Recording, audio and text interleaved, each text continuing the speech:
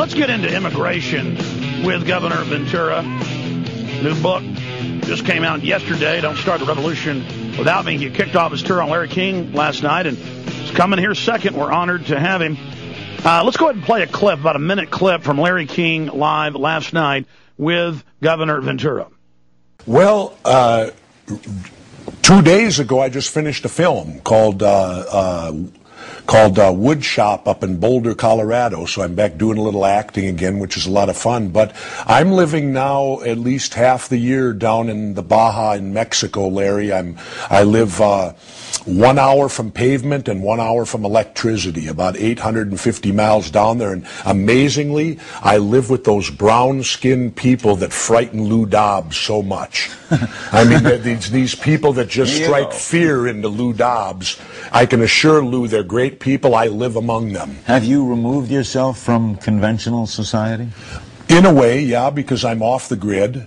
I live totally in a house. This is obviously by choice. Oh, yes, absolutely by choice. Why did you leave St. Paul and Minneapolis? Well, because I'm at the age, Larry, where I'm young enough yet to need another adventure.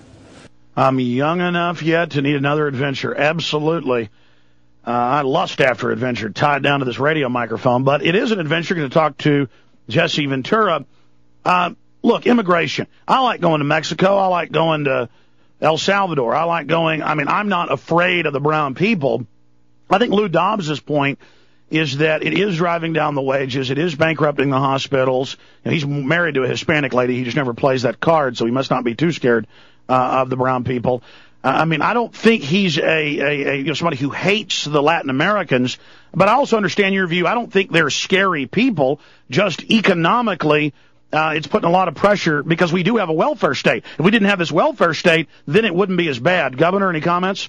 Exactly, Alex. The point is, blame the people who created our system. Don't blame the poor Mexicans. You know, if you want to stop illegal immigration, then get down hard on the people that hire them. It's the same as the war on drugs. We fight it the wrong way. And illegal immigration's the same thing. You can't fight it on the supply side. You have to fight it on the demand side. But now, flipping the coin, too, let's also remember, if we ban all these people from coming up here, I hope that you're prepared to pay double or triple for your food, because the price is going to skyrocket, because as I said last night, if you're going to make me go out there and pick it, I'm going to charge you $200 an hour. Well, I know that that's always been what the corporations have said, and certainly there would be some increase, but really it's the inflation of the devaluing dollar right now that's driving up the food price. Yeah, but it would also be if you don't have these cheap workers picking it for the price that they're willing to work for.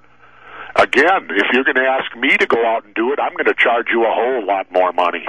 Well, if you look at most of the costs, I've seen the studies, and you're a smart guy, you've seen these, it's a big agriculture state in Minnesota. If you look at most of the cost, it is the fertilizer, it's the equipment, it's the shipping, and then it's the added retail expense and the markup. The actual cost of the food is tiny, and even if you doubled it, it would be negligible. But I do see your point, Governor. Look, here's the problem. I live in Texas. You know, you're from Minnesota, but you've been in L.A. and California a lot, and you live in Mexico. It's great to go down to Mexico. My problem is my wife speaks Spanish, so she hears the stuff on the radio, on the Spanish stations.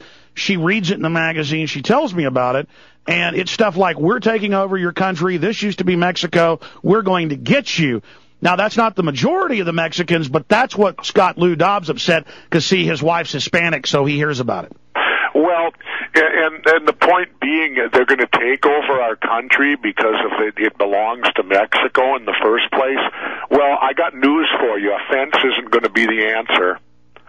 Because the Great Wall of China, which is the greatest man-made wall to stop someone in history, in 1644 was broken through by the Mongols. You're right. So I just hope that if this fence that they build, I hope that they make it tourist-friendly so that we can at least make some tourism money off it. And on the flip side, when they build this fence, I'm going to climb it and protest the other way. Because, Alex, remember this, a fence today to keep people out, 2 10 years from now might be to keep you in.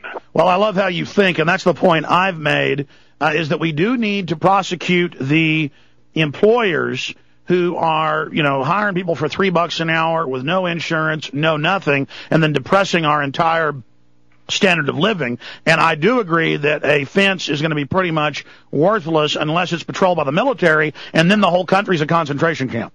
Exactly. What that does is turn us into East Berlin. And I don't particularly want to live in the old East Berlin. Okay, well, we got 30 million illegals here. They say 20, but it's more like 30. What would you do as president about that? Boy. Again, you'd have to come down. The only reason I believe they're all coming up here is for economic reasons. Absolutely. The jobs are up here. It's available to them. So if you're going to attack and stop it, you have to stop it at the hiring, and you have to make it so that the people who hire the illegals are not in a position to do so, that they need to hire people here.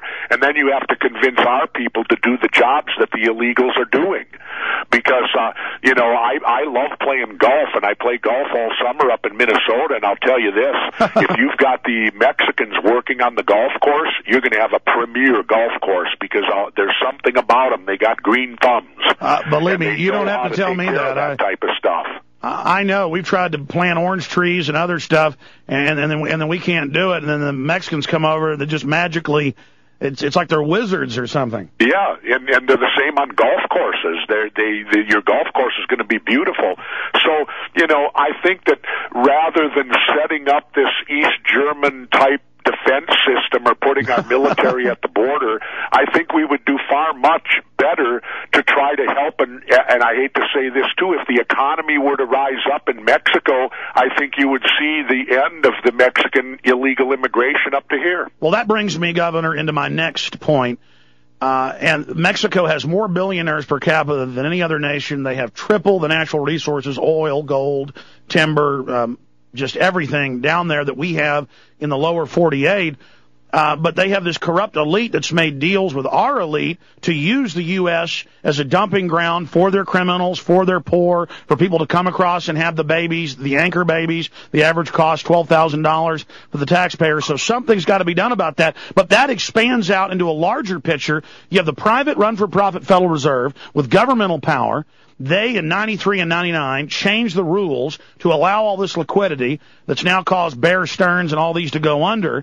And now the Fed is going to take over 4 other federal regulatory agencies and have absolute financial power when they're bailing out their own private member banks with our money and devaluing the dollar. Your take, Governor, on what's happening right now with our economy and these private banks being bailed out.